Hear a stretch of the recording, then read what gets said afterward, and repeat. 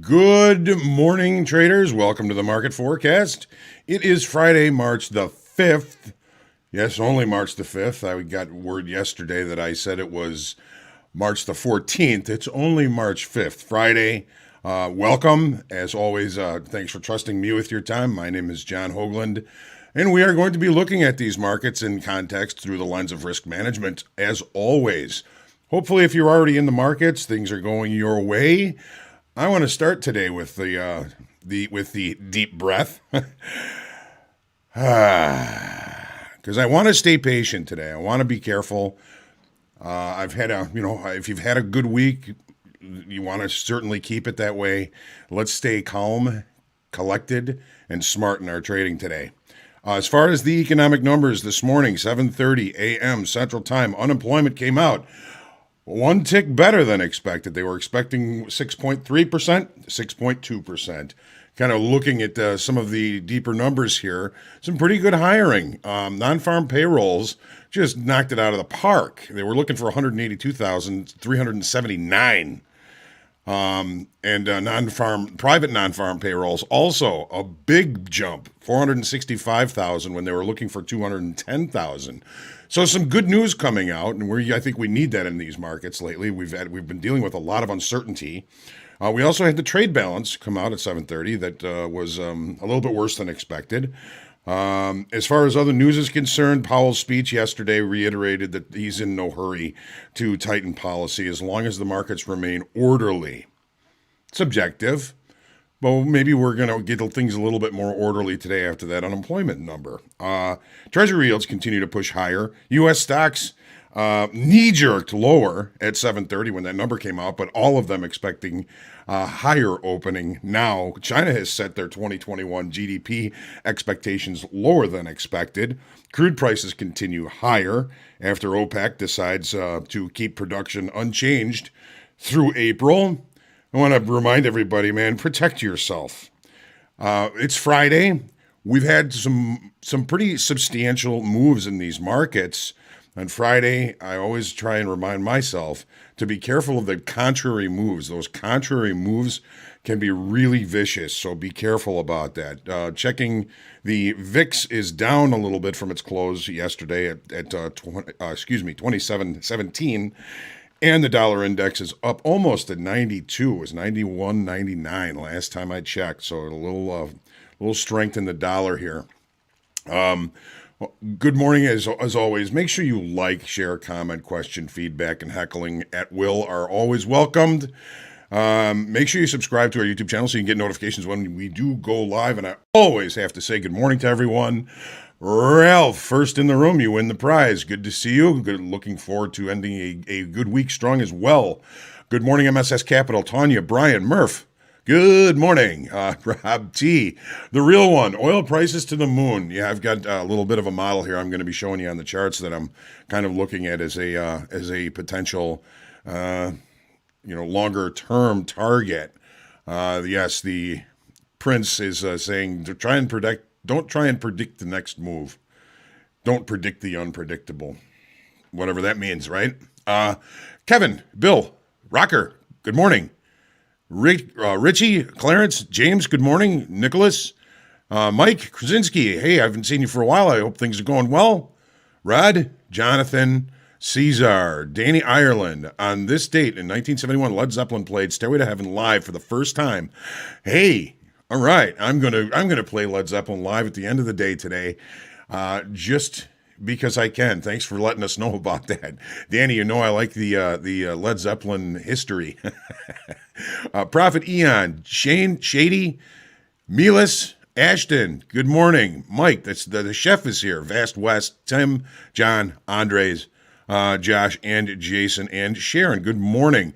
I'm going to put in a link here. This is to next week's Market Therapy. Next Wednesday, March 10th, the good doctor is going to be with us at 3:15 Central Time for the Market Therapy. I like to just turn the lights down a little bit, sit down, relax, and listen to the good doctor. He's a clinical psychologist, also an active trader with some really good ideas for your questions. That's why he's here. We want your questions. So when you get into that room, start putting in questions. Hopefully, we'll get to them all. Good morning, Danielle and Michael Thomas. Guten Tag, Danielle. All right, so we got a lot to talk about here this morning. This market's certainly on the move. I'm going to take a sip of my coffee. We'll get started. Javier, good to see you. Good to see you. If this is your first visit to the market forecast, or you just haven't commented before, just say hello. I'd like to see who's here. And we really appreciate the likes and the participation. All right, so enough of that. Let's take a look. Here's the daily in crude. Really good volume on this breakout to the upside move yesterday. I'm calling it a breakout move because it closed 3 ticks above weekly kickoff high. Some pretty decent volume. And we lost open interest. We've been piling open interest into this market since back at the beginning of the year. Yesterday looks like we found so maybe squeezed out some very late shorts here. We lost 14,000 in open interest. Could that be true? Yeah, it could be true. Weekly kickoff high was resistance. Now supportive. I'm seeing, just in a quick measured move kind of way, that 70.80 is a feasible target for this continuation to the upside. Nobody knows if that's going to happen. I guess the prince is right. But if we're going to follow measured moves and some other math here, 70.80 is a reasonable target for this. I mean, really, we're only about what, $5 away, $5.50 away. Hell, we moved $6 this week. It could certainly happen.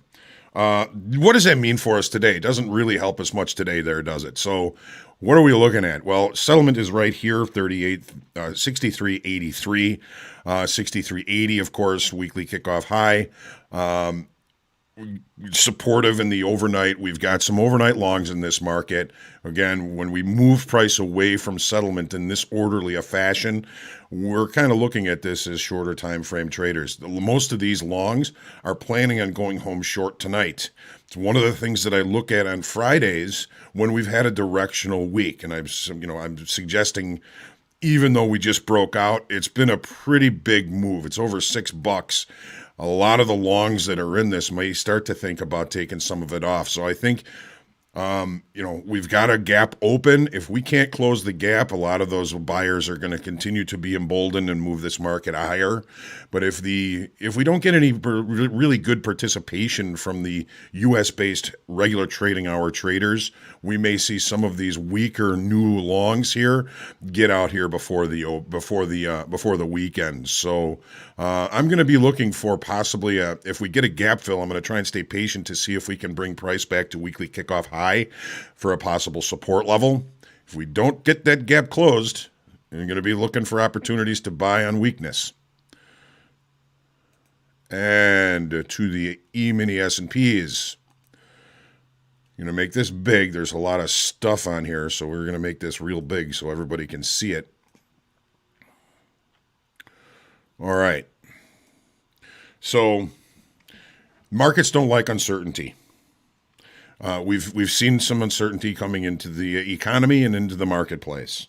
To me, in the S&Ps here, the fact that we've took a look down to and rejected almost 2 weekly kickoff low yesterday is only a slight crack in the shell. Okay, I'm not looking at this as a market state break until we can accept down below this level, this weekly kickoff level down here at 37.12.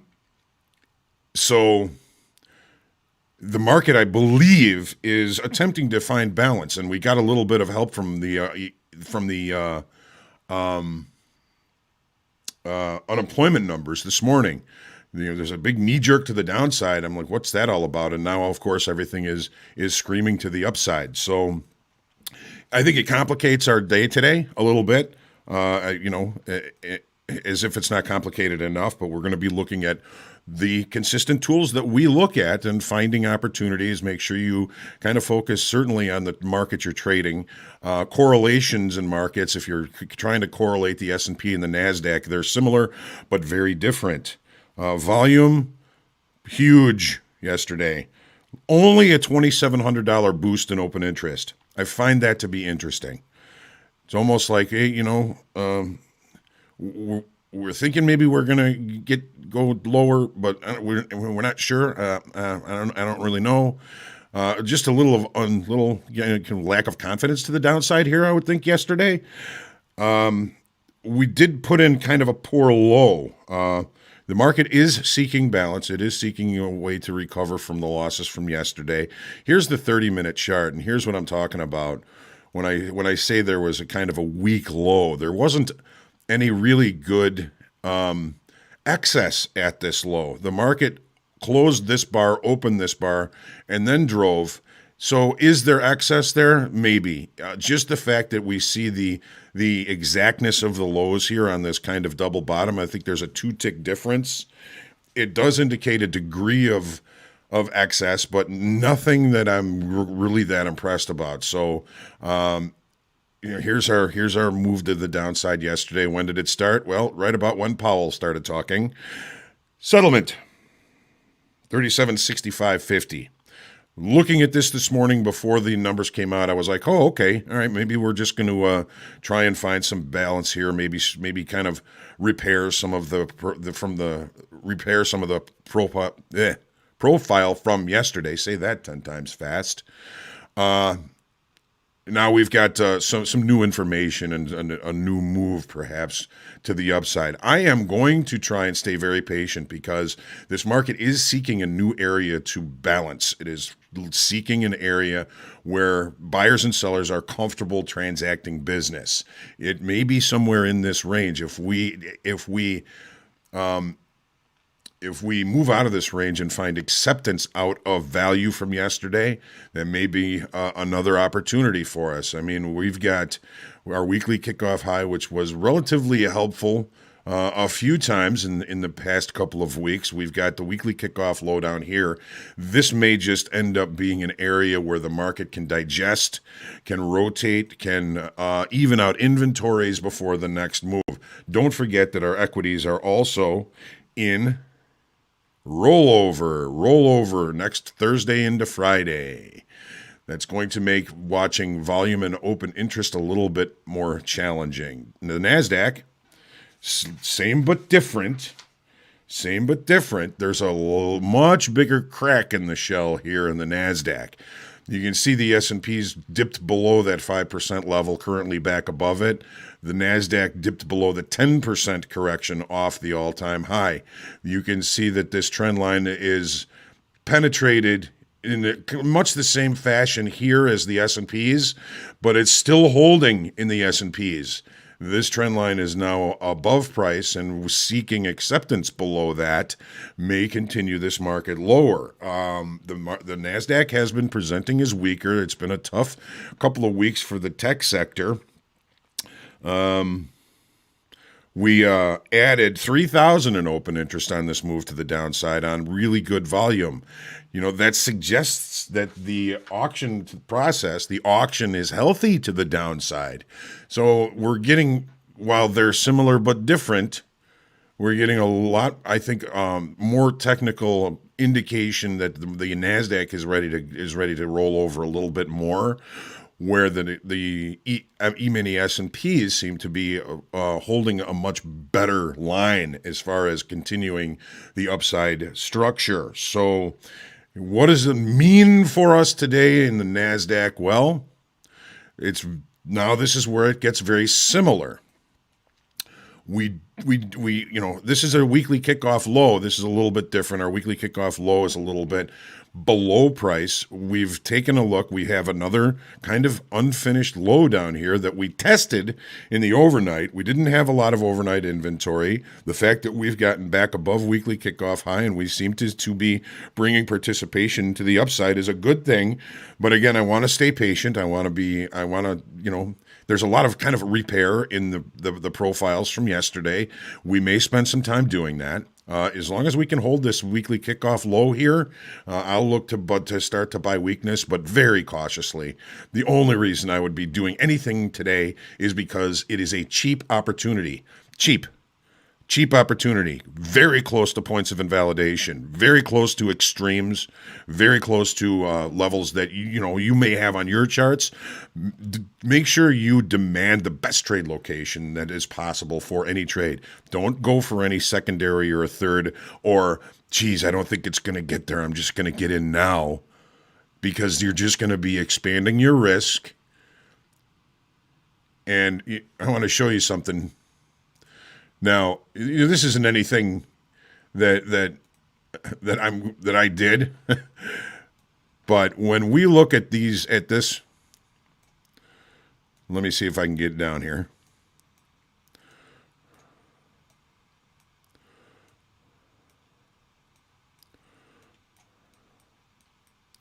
Okay.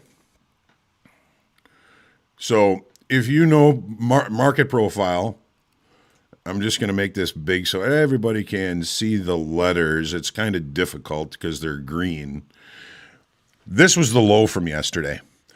The market moved lower, and it gave us an opportunity to get long near this level with about a four ticks of risk. This is what I'm talking about, a cheap trade. Now, even if I bought it here, and it didn't work, it only cost me 5-6 ticks. But if it did hold, which it did, it was worth a whole lot. So that's what I'm talking about when I'm thinking about looking for cheap trades. Now, it doesn't mean that every time the market gives you an opportunity to trade at the extreme that way. There's more to it. S&P is now trading value high from yesterday. Going to be an interesting trading day. I'm going to get through the forecast here, and we're going to have a challenging, hopefully a profitable trading day. Let's take a look at gold now. Acceptance below the weekly kickoff low. In closing below it, we had 1, 2. The third day was a charm. We finally exhausted the buyers down at that level. We have our high here relatively close to 1704, which was the weekly kickoff support level, now is resistance. July 2020 swing low is 1669. 1669. So that might be kind of a visual target for us. A visual target, and markets are extremely visual. Volume and open interest, still not huge. We're just kind of maintaining volume here. We're getting a little bit more volume, and we only added 1,600 estimated in open interest on a day that was a continuation, an important level, and a close below it, and that's all we could do was add 1,600. The open interest in gold has been kind of falling off lately. I'm glad that we have some news that some information that some people were interested in this move to the downside, but I'm not all that impressed by the amount of volume and the amount of added open interest on this move to the downside. So that makes this 1669 swing low from back in July look a little interesting to me. And there is a reason for it, and I can limit my risk there. The market gives me any opportunity down there. It might be a good spot to look for an execution. Euro. Okay. Finally, we're seeing some participation in this market. Decent volume, not great on the downside here, but we did close below the weekly kickoff level. It's at 1975. We did close below it on a little bit higher volume, but we did add 15,000 in open interest. I'm thinking that's a little bit more directional than rollover based, because this product is also in rollover next week. So finally, we're seeing a little bit of interest in this market. We see, this 1977 high, weekly kickoff high, what was support becomes resistance. What else do I have written down here? The dollar is strong today again, so it's going to be hard for any of the currencies to really kind of catch a bid as long as the dollar remains strong. Let's take a quick look at the 30 here. And okay, we've just put in a low. We've got overnight longs, or excuse me, overnight shorts. When settlement is above price and we move in an organized fashion away from settlement, we can then make that assumption that this is shorter, weaker hands traders looking for help in the regular trading hours from bigger money to continue to push this market lower. If it doesn't happen, this is what happens. We've got a gap. We've got settlement up here. We've got overnight shorts. If they don't get what they're looking for, they bail out, close the gap, and bring the market back to settlement, which, being so close to an important inflection level, offers an opportunity for us to limit risk if we are going to be trading this product today. It's been kind of off the radar. The fact that it's made a move out of its area of balance kind of pushes it back into onto my radar. So, and all right, the 10-year rates now sitting comfortably above 1.5%. The bear flag technically told us that we had perhaps a move to the downside. So there's a couple of things that are kind of telling us that this move is for real. We added 52,000 in open interest just yesterday. That's pretty good. That's some money coming into this, saying, okay, we think that rates are going to continue to hold or go higher, and we think that price is going to go lower. Adding 52,000 on a down day, not the greatest volume, but it seems as though the auction process is pretty healthy at this point in this. So, what does it look like on the 30-minute chart?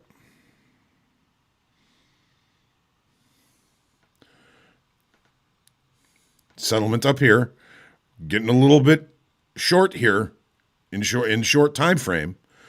We can see that there's a pretty good push to the downside here on the numbers, but is that going to continue? I want to show you something here. We do have a gap, and it's a rather substantial gap. It's probably a low probability that we're going to be able to close that gap unless we have some shorts that might bail out before the weekend, and that might take our short time frame shorts and push us back up towards settlement. I'm going to take a look at the continuation chart here.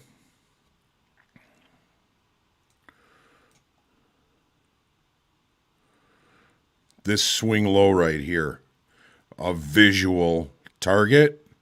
I already put this on weeks ago. This level right here. Is this where this market is going to terminate this new leg to the downside? Possibly. We'll see what happens with rates. All right.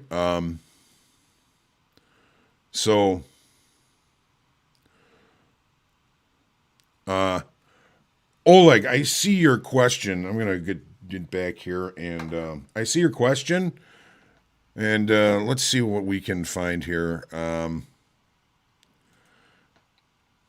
Okay, so when we're looking at a strong low,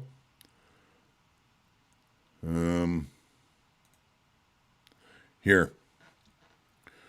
Okay, so I'm going to kind of crush this down. We're not going to see the letters, but we are going to see the TPOs. So this was yesterday's low. Now, there are two TPOs at the bottom here. There's two ticks that the market rejected. It's not strong rejection, but it is still rejection. If it is even or within one tick, whether this goes one tick below or one tick above, there's no real sign of excess there. And that's what we're looking for in the markets at extremes. When the market gets to an area of excess, here's excess. Market got too cheap and was swiftly rejected. Here's some really good excess. I think we all remember this day last week. We had a big down move. First thing in the day, just a big nasty down move, and it was swiftly rejected. So this is a completed downside auction. My concern about yesterday was it a completed downside auction. And we have. Oh, this makes me crazy. Sorry about that. So, is this a good low? Is there excess? Yes. Is it strong excess? Debatable. We still have a weak low up above. Also, we still have an unfinished upside auction as well. So these are things that become important as we get to them. But the whole point is there excess? Did price get to a level where it was quickly viewed as too cheap? Nobody was willing to sell it there, and buyers came back in and pushed the market up quickly.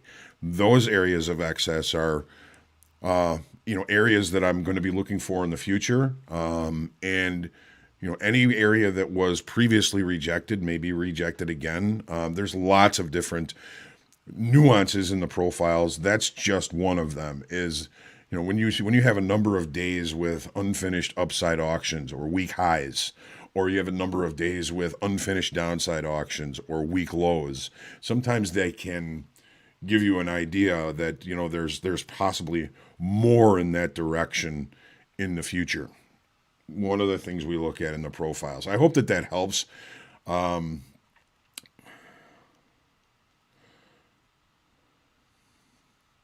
Yeah, see the double bottom.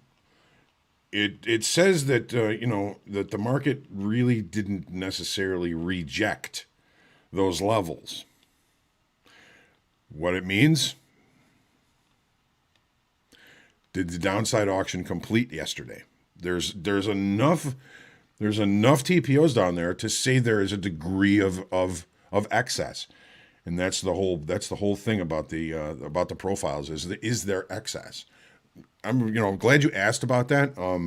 We can touch on things as days go on and time goes on, and that's why we're here.